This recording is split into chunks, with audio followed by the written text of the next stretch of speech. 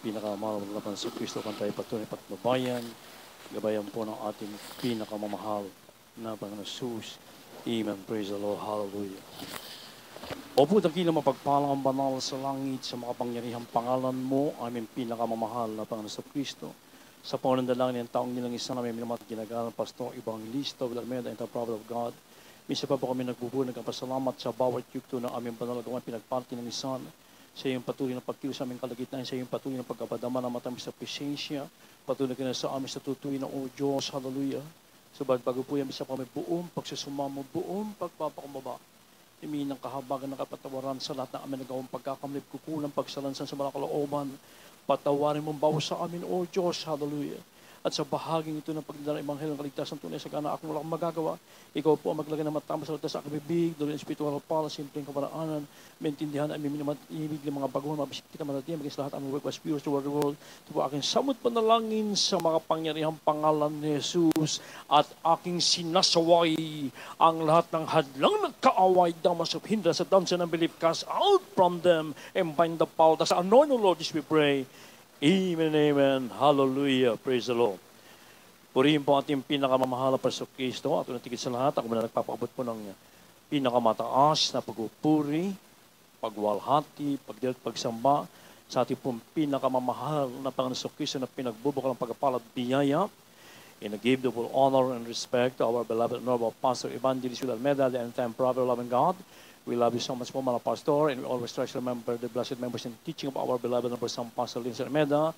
At pagbati na rin po ng magandang umaga po sa kanilang mga beloved children, and the whole family. Sa lahat po ng ating minamati iniibig ng mga kapatid, mga kapamanggawa, sa lahat ng ating mga inibig ng mga bisita dito po ngayon, maging sa lahat ng webcast viewers throughout the world, magandang umaga po, at maging sa ating pong beloved minister folks, praise God, beloved teens, sa mga anak, sa ating beloved Ted, beloved Mr. Lucas, sa mga anak at sa mga kapamanggawa, mga kapatiran, sa bansang Amerika, maging sa Europa, sa Middle East, sa North and South Africa, sa United Arab Emirates, dito po sa buong Asia, sa ibang panig po ng mundo, magandang umaga po, at welcome to the Lord of God. Amen. Praise the Lord. Hallelujah. Mga iniibig, alalahanin natin, we are in the end times, mga iniibig ko. At walang ibang inaasahan na mabait na Diyos na buhay upang ipatutuo ang kanyang ebanghelyo ng kaharian, kalakip, ang kapangyarihan sa buong mundo. Kundi ang gawang ito ng Jesus Miracle Crusade International Ministry na ito po'y pinangungunahan natin minamat ginagalang na Pastor Evangelista Will Almeida. Amen, praise God, the beloved children, the whole family. Amen, praise God. Kaya nga, Biblia mismo nagsasabi na, and this gospel of the kingdom shall be preached in all the world for witness unto all nations, and then the end come. So ito po yung mga iniibig ko ay nasa banal na kasunatan at wala talagang ibang inaasahan ng ating pinakamalaparoon.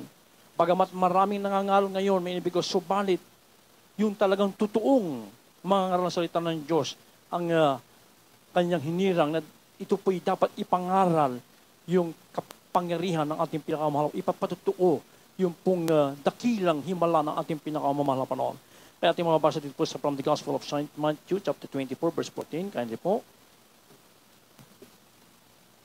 The Gospel according to St. Matthew, chapter 24, verse 14. And this Gospel of the kingdom shall be preached in all the world for a witness unto all nations, and then shall the end come. Yawis po. Mateo Kapitulo 24, versikulo 14. At ipangangaral ang Ebanghilyong ito ng kaharian sa buong salibutan sa pagpapatutuo sa lahat ng mga bansa at kung magkagay darating ang wakas. Amen. Amen. Praise the Lord. God bless you mga kapatid. Ang mahal pa magpala sa kanyang banal salita. So, Biblia mismo mga iniibig ko ang nagsasabi na kinakailang ipangaral ang Ebanghelyo ng kaharian. Na kung saan dito'y lumalakip yung pong kapangyarihan dakilang himala, signs and wonders and miracles na kung saan ay dito po ay nagmamanifest sa totoong gawain ng ating pinakamamahal na Panginoong Kristo. At sa ating panahon ngayon, walang iba nang gagamitin kundi ang gawain ito ng Jesus Miracle Crusade International Ministry upang malaman ng buong mundo ng iba't ibang bansa, may inibig ko, na dito sa bansang ito ay mayroong totoong pastor, mayroong totoong propeta ng Diyos, na dito lumalakip yung kapangyarihan, yung mga dakilang himalat tanda na sinasabi ng banal na kasulatan, may inibig ko. Kinakailangan may ipahayag sa iba't ibang panig ng mundo. Noong una, parang hindi natin maunawa na paano may papahayag. Pero ngayon, napakabilis may inibig ko. Through internet, ang ating banal na gawain ay matatanyag, maipapatutuo sa iba't ibang panig ng mundo, may inibig ko, ang dakilang kapangyarihan ng ating pinakamamahal na Panginoong Kristo. At dito ay hindi nang hinayang ang ating dearly beloved person, the whole family, na gumugulo ng by the millions of pesos, mga mahal ko, upang ang salita ng Diyos ay patuloy na may palaganap, maipapatutuo yung mga dakilang tanda't himala ng ating pong pinakamamahal na Panginoong Kristo. Kaya nga kung malalamang lamang ng buong mundo, mga inibig ko, ang mga nangyayaring mga kaguluhan, mga mahal ko, yung mga terror attacks, mga kalamidad, mga famine pestilences, mga inibig ko, na sabi natin minamat ginagawa ng pastor, the only solution to this problem, yung mga tao po ay magbalik loob sa ating pong pinakamamahal na Panginoong Kristo. Amen, praise God. Kaya may inibig tayo pinagpanang lubos sa gawang ito. Mga iniibig sa ating panahon ngayon, maraming nagsasabi nangangaral at nagpapatutuo din, subalit hindi mo po makikita yung tanda na sinasabi ng Holy Bible. At tayo mismo magpapatutuo niyan, mga inibig sapagkat diyan po tayo galing sa mga pananampalataya na wala na naman po talaga nangyari sa ating mga buhay. So, bagsang araw ng ating mapakinggan ang salita ng Diyos sa katauhan ng ating daily life na Pastor Evangelist Joel Almeida sa pamamagitan po ng mga inilulunsad na mga krusada, mga inibig ko sa TV Crusade, Radio Crusade, sa ating mga banal na gawain, mga inibig ko, lahat tayo ngayon, mga inibig, nagpapasalamat, nagpapatuto, inihahayag ang dakilang kabutihan ng ating pinakamamahal na Panginoong Hesus. Napakinggan natin ang mga laksa-laksang patuto magmula pa ng simula hanggang sa matapos, mga inibig ko. Iiyak ka, luluha ka sa grabing kagalakan. Sa mga natin napakinggan ng mga patuto, yung mga dakilang himala ng ating pinakamamahal na Panginoon. Isipin mo yung dating bulag, mga inibig ko. Kilalang bulag maging sa kanilang lugar. So, balit sa kanya pong pagtsatsaga sa lugar na ito, mga inibig ko, ng kanyang pagdalo, maging yung pulis na humuhuli lagi sa kanila, ay nakilala siya. At sa kanyang pag-akit doon sa overpass na yun, mga inibig ko, sapagkat nanalalang siya, mga napangano, sa 10 piso na lamang ang aking pera. Sa kanyang paglalakad, nakapulot siya ng 100 pesos. Purihin ang ating pinakamamahal na Panginoon. May pamasahe na siya, nakapagbigay pa siya sa gawain ng ating dakilang Diyos sa buhay. Ito po isa lamang sa mga himala na napakarami himala, mga inibig ko na kung saan napakinggan natin mga karamdaman na may mga taning na ng 1 buwan, 2 buwan, mga inibig ko, 1 araw, mga inibig ko, mga cancer victim, mga inibig ko, subal dito sa gawang ito. Pinagaling ng ating pinakamamahal. Mga dating mga taong wala ng pag-asa, ang mga dating mga tao, mamamatay tao, may inibig ko, mga walang kapayapaan sa puso't isipan, mga taong hindi kumikilala sa Diyos. Lahat dito po ay pinagpala ng ating pinakamamahal. Pinahayag ng bawat sa atin yung dakilang kabutihan ng ating pong pinakamamahal na Panginoon. Kaya manimal ko, mga taong tumanggap sa dakilang Diyos, sila po ngayon na nagpapatunay, sila po binago, pinagaling, kanyang mga karamdaman, nagkaroon sila ng kapayapaan sa puso't isipan, plus yung kanyang pangako na buhay na walang gamay inibig ko. Yan po ay dahil sa panalangin, pagsasakripisyo, pag-aayuno, pagpupuri ng mahaba ng ating minamahal ginagawa ng pastor. Ibig ko, isa tayo ngayon sa mga nagtatamasa ng mga dakilang pagpapala na nagmumulat sa ating pinakamamahal. Tayo mismo ang nagpapahayag, nagpapatutuo sa dakilang himala ng ating pinakamamahal na Panginoong Kristo. Kaya nga, ang patutuo, mga inibig ko, ay hindi ito mula sa tao, ito'y nagmumula sa ating dakilang Diyos na buhay. At ang sabi pa ng Biblia, ang kautusan at sa patutuo, kung hindi sila magsasalita, ayon sa salitang ito, tunay na walang umaga sa kanila. Basahin po natin, magkasunod basahin. John chapter 5, 34 and Isaiah chapter 8 verse 20. The Gospel according to St. John, chapter 5, verse 34. But I received not testimony from the man, but these things I say that you might be saved. From the book of the prophet is Isaiah chapter 8, verse 20. To the law and to the testimony, if they speak not according to this word, it is because there is no light in them. Amen. God bless you po. Dito po sa aklat ng Juan, Kapitulo 5, ang talata ay 34. Datapwat ang patotoo ay hindi mula sa tao, gayon may sinasabi ko ang mga bagay na ito upang kayo'y mga ligtas. Dito po sa aklat ng Isaias, Kapitulo 8, ang talata ay 20. Sa kautusan at sa patotoo, kung hindi sila magsalita ng ayon sa salitang ito, tunay na walang umaga sa kanila. Amen. God bless you mga brother. So praise the Lord. So napakaliwanag mga inibig ko. Oh? Ang bawat sa atin, kung meron man po tayong patotoo, ito po ay hindi galang sa atin. Ito po ay nagmumula sa ating pinakamamahal na Panginoon Kristo. Ang layunin upang magkaroon tayo ng kaligtasan sa mga napakinggan natin mga patotoo. Tayo man din nung una pa, nung mga baguhan pa tayo dito, mga inibig ko, na kung saan, nung ating mapakinggan yung mga dakilang himala ng ating pinakamamahal na Panginoon, yung mga pinagaling dito, mga binago ng ating pinakamamahal na Panginoon Kristo, na kung saan dito tayo nagkaroon ng pananampalataya, nagtiwala tayo, sumampalataya sa Diyos, at doon tayo nagkaroon ng kaligtasan, mga inibig ko. At tayo na rin mismo ang nagpapatotoo sa mga dakilang himala ng ating pinakamamahal na Panginoon Kristo. No? Tatapat ang patotoo ay hindi mula sa tao, gayon may sinasabi ko ang mga bagay ito upang kayo'y maligtas. No? Kaya sabi pa ng Biblia sa kakautusan at sa patotoo, kung hindi sila magsasalita ayon sa salitang ito, tunay na walang umaga sa kanila. So, ibig sabihin, wag na wag po talaga hindi tayo magpapahayag. Ipapatotoo ang mga dakilang tanda't himala ng ating pinakamamahal na Panginoong Kristo. Isipin mo, yung nag-testify na huli, isipin mo, mainibig ko yung isang bata na paslit, walang isip, walang muwang, maaaring mapapahamak, maaaring mahulog doon sa creek, mainibig ko, masagasaan. Subalit sa kanya pong pagtitiwala at pagsampalataya sa ating pinakamamahal, nananalangin siya manapor, ipapahayag ko ang iyong kabutihan, ang aking anak, ingatan mo. Oh?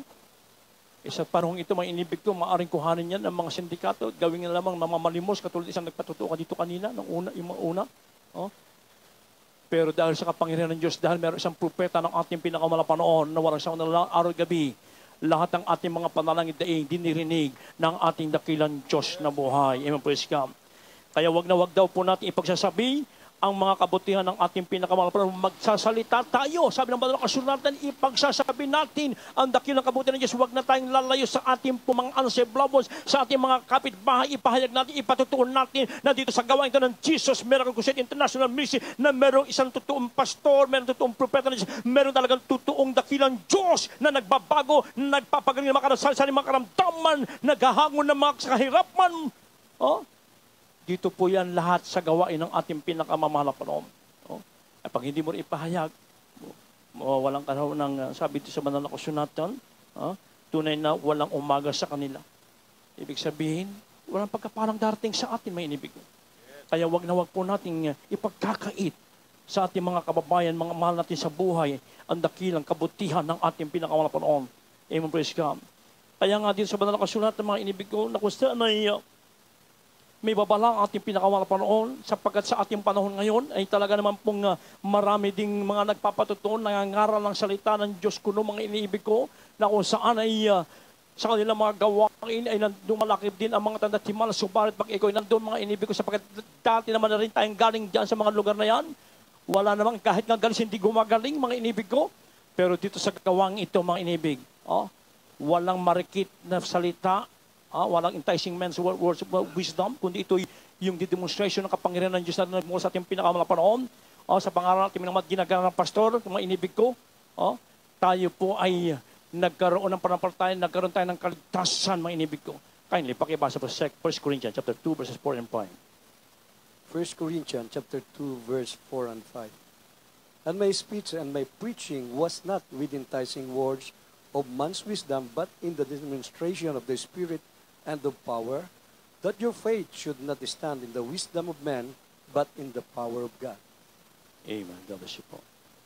Unang mga taga-Korinto, Kapitulo 2, versikulo 4 at 5. At ang aking pananalita at ang aking pangangaral ay hindi sa mga salitang mapanghikayat ng karunungan, kundi sa patutuo ng Espiritu at ng kapangyarihan, upang ang inyong pananampalataya ay huwag masalig sa karunungan ng mga tao, kundi sa kapangyarihan ng Diyos. Amen. Amen. Everybody praise the Lord. Sa ating panahon ngayon, mga inibig ko, napakaraming mga ngaral na marikit. Parang nagtatalumpat kung magsalita, iinganyohin ka, mga inibig ko, patatawanin ka ng patatawanin. Oh? Pag uwi mo, meron ka ulit na sakit. Magkaroon ka ng kabag, mga inibig ko. Subalit dito sa gawang ito ng Jesus, Miracle Crusade International Ministry, tayo mismo nagpapatunay na ang nangunguna dito, mga inibig ko, ay totoong propeta ng Diyos, itong pastor ng ating pinakawalang panahon, na sa kanyang pangangaral, lumalakip yung mga tanda't himala with anointing, with power, mga inibig ko. Oh? Tayo mismo ay nakaranas niya, mga inibig ko. Eh, malalaki pa ito natin beloved Brother Lawrence Lara. Hindi pa sa sib ng panahon na yun, sa TV, nakikita niya mga pastor. Alam naman natin kung paano mangaral ating mga pastor. Very bold, mga inibig ko, sa kapangyarihan ng ating dakilan sa buhay. Nagalit siya. Oh. Meron siya sinabing hindi maganda, itinuro niya ating mga ginagawa ng pastor. Doon mismo, mga inibig ko. Anong nangyari sa kanya? Patutuo niya, nanigas ang ganyang buong katawan, mga inibig ko. Nanigas. Oh. Kaya noon magmamasiling na doon, sumabay rin siya sa panalangin, mga inibig ko. Nagsisi siya. At doon, nawala yung pagkatigas ng kanyang patawan, yung namanhid ang kanyang buong katawan, mga inibig ko. At ngayon, isa ng mainit na naglilingkod sa ating pinakamamalang panahon. So dito, may power, mga inibig ko. Lahat ating napapakinggan ng pangaral ng tao ng Diyos, mga inibig ko. Pag ating sinampalatayanan tayo, pagpapalain ng ating pinakamamahal na Panginoong Kristo. At lahat tayo ngayon nagtatamas ng dakilang pagkapaghimala. Simula ng ating sampalatayan ng salita ng Diyos na binitawan ng propeta ng ating pinakamamahal na panahon. Kaya nga may inibig ko, napakalapit na ng ating banal na krusada. Ilang buwan na lang yan, napakabilis po niyan, mga inibig ko. At walang ibang gagamitin ng ating pinakamahal na panahon upang ating mga inibig na mga kababayan, mapakinggan nila ang mga dakilang tanda't himala, may papatutuon natin ang kapangyarihan ng ating pinakamamahal sa Kristo sa gawaang ito. At alam na rin ng buong mundo ito, mga inibig, sapagkat ang pismisyon sa talipaw sulo, mga inibig ko. Hindi natin makakalimutan niya, mga inibig, kung paano ipinalangin, ipinangaral ng tao ng Diyos ang purong Ebanghelyo kaligtasan doon sa mga mapamuksang tao sa lugar na yan, mga inibig ko. Subalit, mga inibig ko, makikita natin ang kapangyarihan ng Diyos, maging ang mga abusayap doon. Mga inibig ko, sila po'y naniwala ng ating Diyos ay talagang totoo. Purihin po ating pinakamamagyan. 21, si Patan, Jose, panalangin, sila po isang pinalaya ng ating pinakamamalapanon. Ngayon, upang patuloy na may pangaral, Ebanghelyo kaligtasan at may ipapatutunan natin ang dakilang himala ng ating pinakamamalapanon. Ano ang ipinagagawa ng ating dakilang Diyos sa buhay sa lahat ng tao sa mundong ito, maging sa mga nauna ng mga Kristiyano? Sa gawain ito, may inibig ko. Ano ang pinagawa ng pinakamamalapanon? Anong sabi sa Mateo 3:6 at 2 Timothy chapter 1 verse 8? Kaya po. The Gospel according to St. Matthew chapter 3 verse 6. And were baptized of him in Jordan, confessing their sins. 2 Timothy chapter 1 verse 8. Be not thou therefore ashamed of the testimony of our Lord, nor of me, his prisoner, but be thou partaker of the afflictions of the gospel according to the power of God. Amen. God bless you. Dito po sa aklat ng Mateo, Kapitulo 3, ang talata ay 6. At sila ay kanilang binabautismuhan sa ilog ng Jordan, na ipinahayag nila ang kanilang mga kasalanan. Dito po sa aklat ng ikalawang Timoteo, Kapitulo 1, ang talata ay 8. Huwag mo ngang ikahiya ang pagpapatotoo sa ating Panginoon ni ako na bilanggo niya, kundi magtiis ka ng mga kahirapan dahil sa Ebanghelyo ayon sa kapangyarihan ng Diyos. Amen. Praise the Lord. God bless you, mga batid. Na si Juan Bautista, may inibig ko, siya po ay nangaramay mo ko sumisigaw sa ilang at sinasabihan ng mga tao na sila kinakailangan magbabaptismo, may inibig ko. At marami siyang binaptismuhan sa ilog ng Jordan at ipinapahayag ng mga tao ang kanilang mga kasalanan. Nasabi nga sa Gawa 2:38, magsisimbaw sa inyo at magbautismo sa pangalan ni Jesucristo sa kapagkapatawad niyang kasalanan at tatanggapin mo ang kaloob ng Espiritu Santo.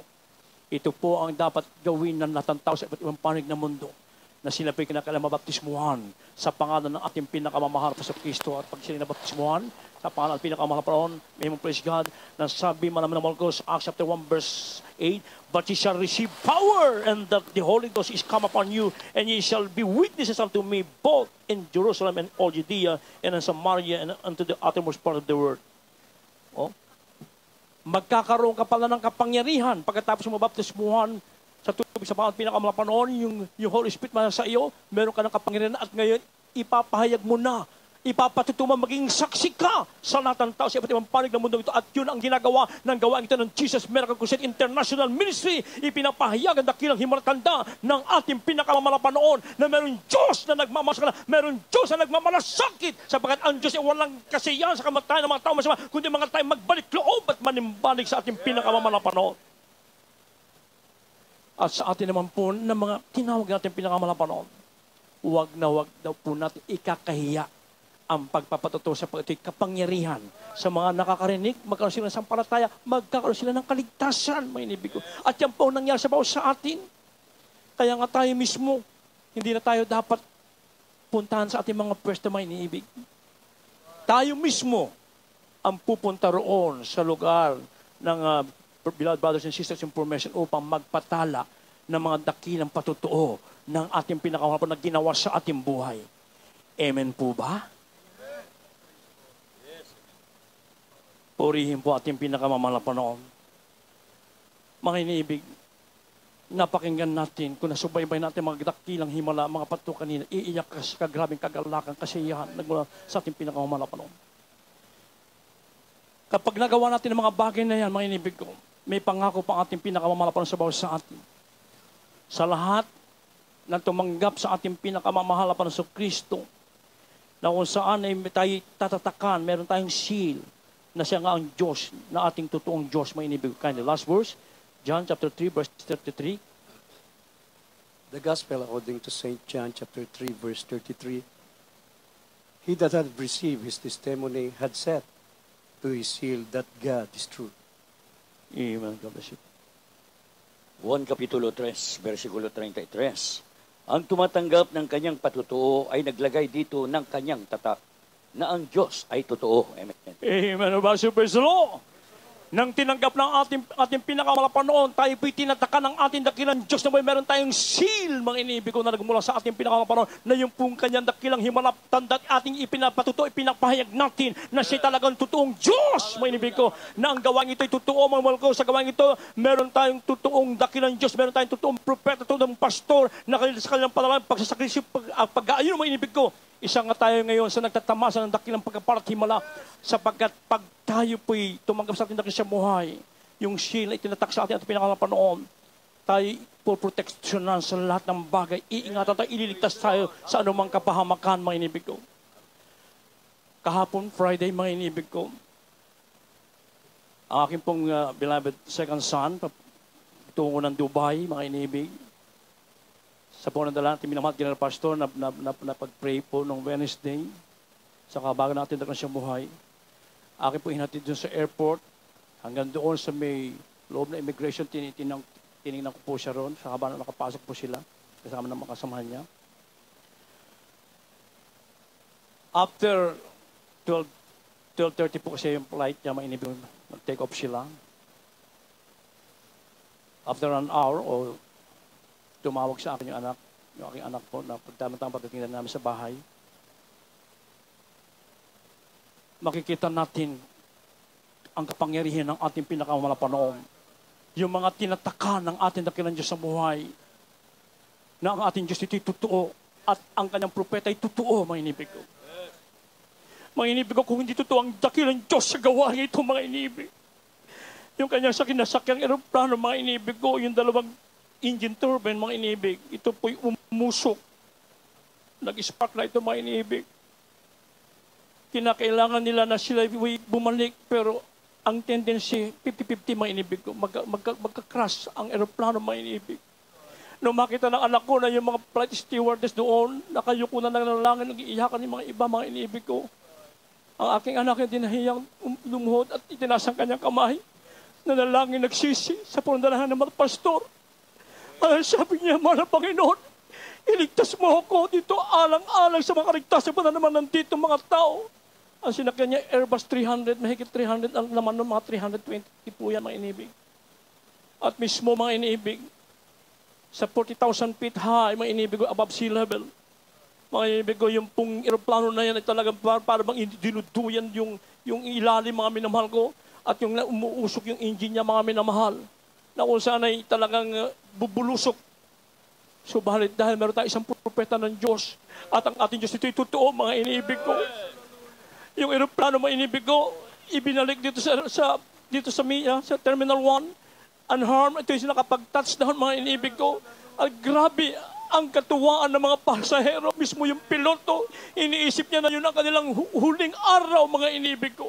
Subalit dahil may totoong Diyos sa gawa ito, ipinapahayag natin ang dakilang himala natin, pinakahamala pa noon, nasa dahil, pero isang totoong pastor, mga inibig ko. Marami tuloy naligtas doon, mga inibig ko, kasi sabi na aking anak, Daddy, talagang pinagpahala tayo, sapagkat kung hindi sa panalangin ating mga pastor, mga inibig ko, maaaring aeroplano na yun, sabi niya, papagsak talaga, sapagkat umuusok na, mga inibig ko, nag-spark na yung apoy, mga inibig ko. At kanina po, madaling kagabi, mga inibig ko na po sila sa hotel, chinek sila sa hotel, at kanina po yata magkamali mga alauna siguro, nag-take off na sa panibagong aeroplano na po ang kanilang sinakyan, mga inibig ko. So dito makikita natin, mga inibig, kung gaano ang pag-ibig ng ating pinakamalapanoon. Yung mga laksa-laksang himala, dito lamang yan nangyayari sa gawain ng Jesus Miracle Crusade International Ministry. Kaya sino hindi magpupul sa ating pinakamamalapang noon, mga inibig ko? Tayo po tumayo lahat, mga inibig. At minsan po natin papurihan ang ating pinakamalapang noon. Dakila ang pag-ibig ni Jesus, mga inibig ko. Tunay na kakahangang tunay, siya isang tunay na kaibigan. Kanyang iniwan ang langit upang tayo po'y matubos sa ating makasalanan. Tayo po tumayo at ating ina niya, mga inibig ng mga baguhan, mga bisita. Tanggapin niyo po ating pinakamalapang sa harapan, mga inibig ko. So, chorus tayo.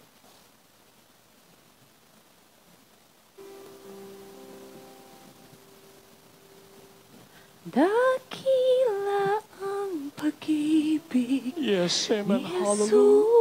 Purihin ka, malapang Panginoon. Ako'y We love you so much, Jesus. makasalubo. You're worthy to be praised. Hallelujah. Maging sa lupa at sa Salamat, O Diyos. langit. Siya'y aking pupuri. Hallelujah. Lagi kong Hallelujah. pag-ibig. Dakila niyang pagmamahal. Siya'y aking pupurihin. Lagi kong pag-ibig. Dakila niyang pagmamahal.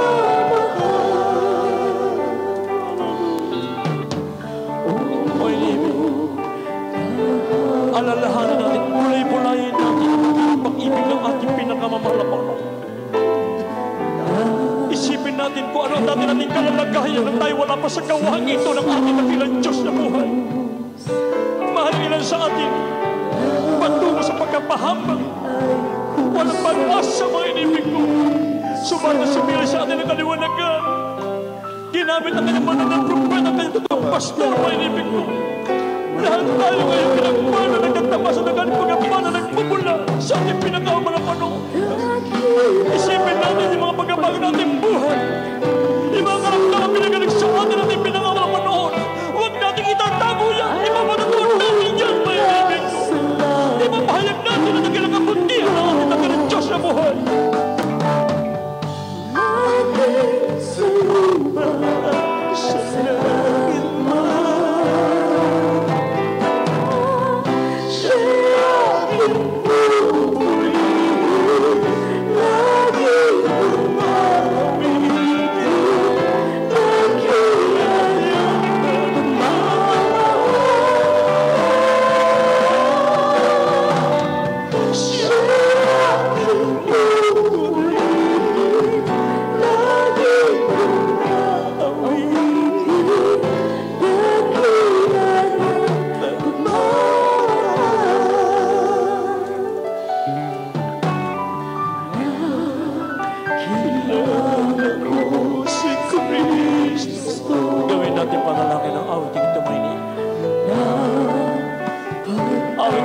kung saan isa sa paboritong awit nila inaawit ang ating beloved Lord ko, Sampas. Alalahanin natin ang dakilang himala na ating pinakamagpapagod. Ang dakilang pag-ibig na Diyos at di masahal sa mga sa ating mainiibig. Tayo ngayon lahat tayo meron tayo mga salisang patotoo na ito ating ipapahayag sa sanlibutan ito, mainiibig. Tayo maging tunay na saksi ng Diyos, mainiibig sa kanyang dakilang himala. Tayo ng Diyos, hallelujah.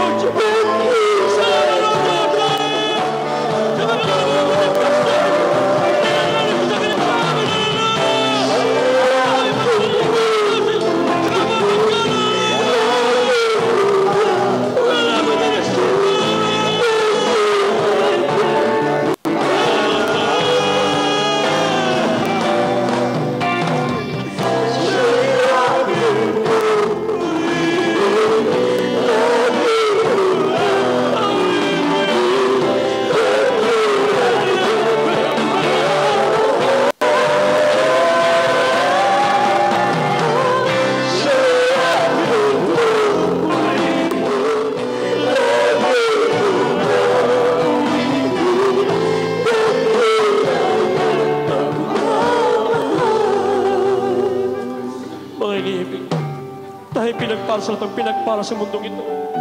Sapagat sa napakaraming tao, tayo na pagbilang sa tulong ng tunay na gawain ng Diyos na nagpapatuto sa mga dakilang himalatanda ng ating pinakamamahal na Panginoon.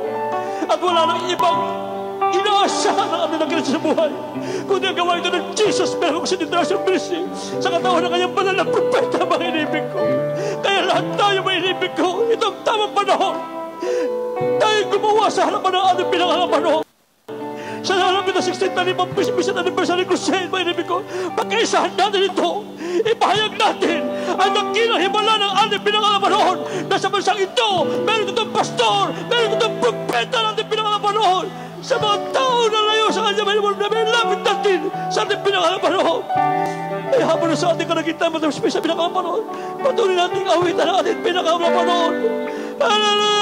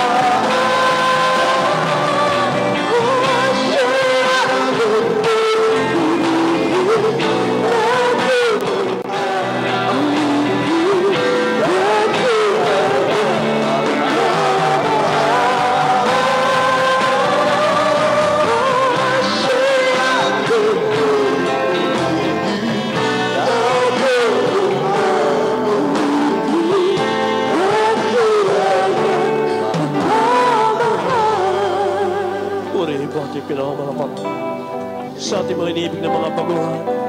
Kayo pinagpala sa umagang ito. Tanggapin niyo po ang panagmentong ligtas na habang binibigay mga daw sa beloved preacher for Joey.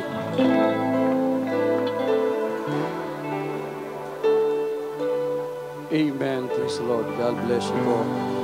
Beloved po preacher, beloved mother, please. Hallelujah.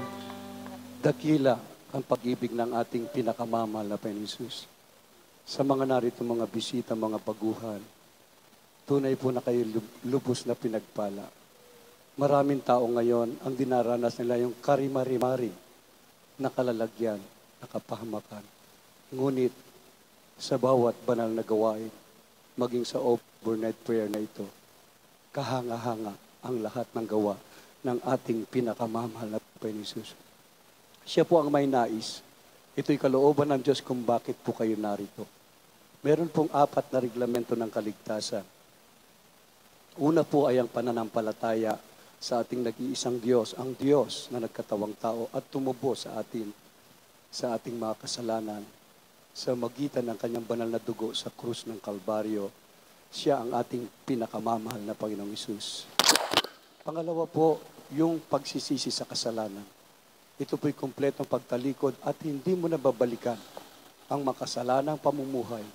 Pag nakita ng Diyos na ikaw ay sincero at tapat, hindi kanya pababayaan. Tutulungan kanya, lagi mo siyang kasama. Ikaw ay laging magtatagumpay. Ang pangatlo, yung bautismo sa tubig sa pangalan ni Jesus. Ang sabi po ng banal na kasulatan sa Gawa 2:38, mangagsisi kayo at mangagbautismo ang bawat isa sa pangalan ni Jesus sa ikapagpapatawad ng iyong kasalanan at tatanggapin mo ang kaloob ng Espiritu Santo. Kaya dito po magaganap po yung lubos na pagpapatawad, paglilinis ng bawat isa sa pangalan ni Jesus. At pagpatuloy po kayo sa paglilingkod sa ating dakilang Diyos, yung pang-apat po, siya po ang magbabautismo sa inyo ng kanyang banal na Espiritu. Pag nakita ng Diyos na ikaw ay sincero, hindi niya ipagdadamot, bagkos ibibigay niya sa iyo ang kanyang banal na Espiritu. Ito po yung kapangyarihan. Nakita niyo po, nasaksihan niyo kung paano po umiiyak, nanginginig sa presensya ng ating dakilang Diyos. Higit sa lahat, yung kalakip niyan, yung kapangyarihan. Walang ibang kapangyarihan sa mundong ito na hindi natin pagtatagumpayan kundi sa pangalan lamang ng ating pinakamamahal na Panginoong Hesus. Ang sabi ng banal na kasulatan, huwag niyong ikagalak na ang lahat na masamang espiritu ay magsisuko. Ang iyong ikagalak, ang iyong pangalan nakasulat sa aklat ng buhay. Kaya ang gagawin na lamang po natin, magpapatuloy tayo at tayo nag-aantay na lamang po ng pagbabalik ng ating pinakamamahal na Panginoong Hesus. Sama-sama tayo sa langit, sa kanyang pangako, sa mansyon na inihanda sa atin na doon po ay wala ng kalungkutan, wala ng kapighatian. Doon ang pangako niya ay ang walang hanggang buhay. Kaya nga, sa umagang ito, itaas niyo po ang inyong 2 kamay. Kayo po yumuko at pumikit. Sumunod sa maikling panalangin, tanggapin niyo ang ating pinakamamahal na Panginoong Hesus bilang sariling tagapagligtas, Diyos at Hari ng inyong buhay. Mangako po kayo na maglingkod sa ating pinakamamahal na Panginoong Hesus. Sabihin niyo po ang ganito, pinakamamahal na Panginoong Hesus, narito po ako, lubos na nagpapasalamat at nilabo ako dito sa iyong tunay na gawain. Inaamin ko po sa umagang ito na ako isang makasalanan. Patawarin mo po ako at linisin na iyong banal na dugo na umagos sa krus ng Kalbaryo. Isulat mo ang aking pangalan dyan sa aklat ng buhay. Taos puso kitang tinatanggap bilang Diyos at sarili kong tagapagligtas, Hari ng aking buhay. Ako po'y nangangako na maglilingkod sa iyo ng buong katapatan mula ngayon hanggang sa iyong pagbabalik, magpakailan pa man. Sa pangalan ng pinakamamahal na Panginoong Hesus na aking tagapagligtas, kami po ang manalangin para sa inyo. Hallelujah. Mapagpala naming Ama, Diyos na makapangyarihan sa lahat. Sa matamis na pangalan mo, pinakamamahal na Panginoong Hesus. Sa pangunang dalangin, pag-aayuno, pagpapagal ng aming minamahal at ginagalang na pastor, Evangelist Wilde Estrada Almeda, ang huling propeta. Lubos kami nagpapasalamat na sa tuwing banal na gawain, nagliligtas ka ng marami pang kaluluwa. Narito po sila, pinakamamahal na Panginoon. Ikaw ang nakakatarok na kanilang puso. Amang banal, patawarin mo po sila. Linisin mo po sila na yung banal na dugo na umago sa krus ng Kalbaryo. Isulat mo ang kanilang pangalan dyan sa aklat ng buhay. Gawin mo po silang tunay na Kristiyano sa isip, sigawa at katotohanan, at iligtas mo maging ang kanilang mga mahal sa buhay. Sa pangalan ng pinakamamahal na Panginoong Hesus. Amen and amen. Praise the Lord. Dalawa na po yung naisagawa, pananampalataya at pagsisisi sa kasalanan. Yamang tinanggap niyo ang ating pinakamamahal na Panginoong Hesus. Huwag po kayo lumisan sa banal na gawain.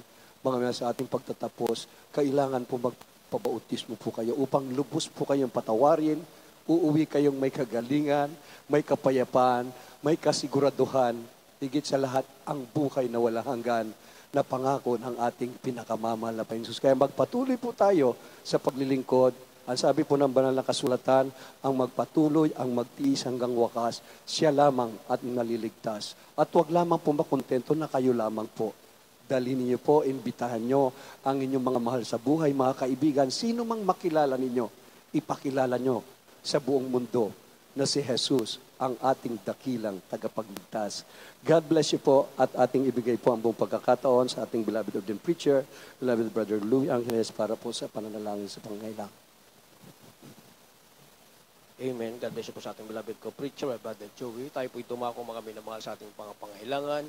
As point of contact, taas po natin ang ating kaliwang kamay at ang ating kanang kamay. Papatong po natin sa ating mga ulo. Isipin natin ating beloved Evangelist Wilde Almeda, the end-time prophet of our loving God, na nagpatong ng kanyang kamay sa ating mga ulo. Ano man po ating taglay na karamdaman, problema,